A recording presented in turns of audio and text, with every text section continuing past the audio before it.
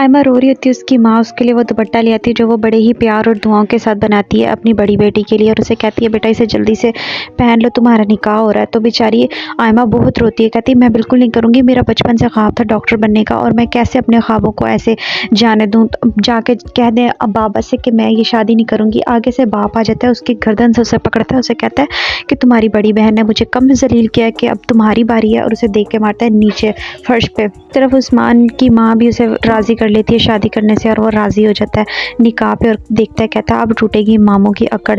और जो है वो आयमा की बातों से परेशान होकर घर से आ जाती है। तो हमदान उसे ढूंढ रहा होता है कि एकदम से अकेली लड़की को देख के चंद गुंडे आते हैं और वो पीछे लग जाते हैं ऐना के, और ऐना जैसे ही भागती है तो एकदम से आगे गाड़ी आती है हमदान की, उसे टक्कर लगती है। तो हमदान उससे बचाता है। बेचारी बहुत बेबस है, वो कुछ नहीं कर पा रही अपने लिए। उसने अपनी बड़ी बहन की हेल्प करने की खातिर क्या कुछ किया और उसके अपने साथ सब कुछ गले पड़ गया उसके। वो बेचारी दुपट्टा ओढ़ ही लेती है और बहुत रोती है कि मुझे शादी नहीं करनी थी। से ही हमदान देखता है ऐना के पीछे लड़कों को, तो वो उनकी खूब क्लास लेता है। तो लड़के आगे से पूछते हैं ओए तेरी ये लगती क्या है जो तू इसकी इतनी खातिर कर रहा है, हमें मार रहा है। तो वो आगे से ज़ोर से कहता है कि मैं मेरी बीवी है ये। उसको ज़ोर से हाथ पकड़ता है, उसे गाड़ी में लेके बैठ जाता है। और दूसरी तरफ उसकी छोटी बहन का निकाह हो रहा होता है। तो मौलवी साहब उसे बार बार निकाह का पूछ रहे होते हैं, तो वो कुछ जवाब नहीं देती। तो मौलवी आगे से कहता है अगर ज़बरदस्ती हुआ है बेटा तुम्हारा तो मैं ये निकाह नहीं पढ़ाऊँगा। तो उसकी माँ कहती है बेटा कबूल है बोलो। तो फिर वो उसका कबूल बोलती है और साइन कर देती है। लेकिन बेचारी बहुत बेबस है इस वक्त, अपनी माँ और अपने बाप के लिए कुर्बानी दे रही है।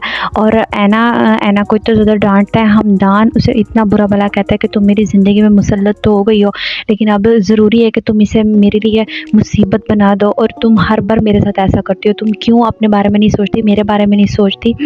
आखिर जैसे तुम्हारे साथ हुआ है मेरे साथ भी इसी तरह से हुआ है। मैं उसे सॉरी बोल देता है, उसे कहता है कि सॉरी मुझे ऐसा नहीं बोलना था, और उसे प्यार से अपने घर ले आता है और खाना उसके रूम में भेज देता है। मैं कि वहाँ उसकी पैकिंग कर रही होती है अपनी बेटी की, तो वो कहती है कि मुझे इस घर से कुछ नहीं चाहिए, जो चाहिए था वो आपने दिया नहीं।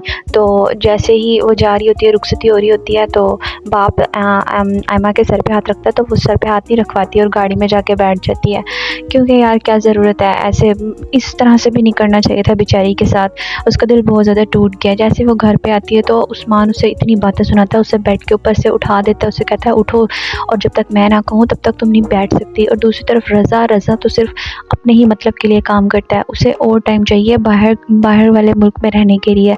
और वो हमदान से सिफारिश करता है कि तुम मेरे बाबा से कहो कि थोड़े दिन और दे दें। हमदान कहता है चलो ठीक है मैं बाप से बात कर लूँगा तुम्हारे। और आयमा की बहुत बुरी हालत होती है। वो जब फूफो दरवाज़ा बजाती है तो वो खोलती है, खुद नहीं खोलता, खुद क्या उसे हुक्म देता है कि तुम जाके खोलो। और ऐना वो हमदान से बात करती है कि आप मेरा एडमिशन करा दें और मैं दोबारा ऐसा कभी भी नहीं करूँगी, मैं बिज़ी हो जाऊँगी तो मेरे लिए भी अच्छा है आपके लिए भी अच्छा है। तो हमदान राज़ी हो जाता है, उसे कहता है चलो ठीक है तुम्हारे कॉलेज चलेंगे, वहाँ पे तुम्हारी जो तुम्हारी फॉर्म वगैरह उन सबको ले आएंगे और फिर यहाँ पे सबमिट करवा देंगे। और जैसे वो जा रहे होते हैं अपने गांव हैदराबाद, तो गुड़िया गुजर रही होती है, तो गुड़िया उसे गाड़ी में देख लेती है और फिर हमदान को कॉल करके पूछती है कि मैंने भी तुम्हारे साथ एक लड़की को देखा है। तो हमदान परेशान हो जाता है। हमदान उससे कहता है मेरे साथ कोई लड़की नहीं है, वो मेरी कोलीग है। उस्मान हुक्म दे देता है आयमा को, उसे कहता है नाश्ता अब मेरी बीवी ही बनाएगी, पूरा घर ये संभालेगी। अपनी माँ को कहता है अब तुमने तख्त संभालना है, ये सारा काम ये करेगी। और खूब बातें सुनाता है, कहता है कि ना मुझे मेरी पसंद की बीवी मिली, ना ही मुझे मेरी पसंद का नाश्ता मिल रहा है, तुम्हारे घर वालों ने तो जहमत नहीं की नाश्ता भी पता करने की।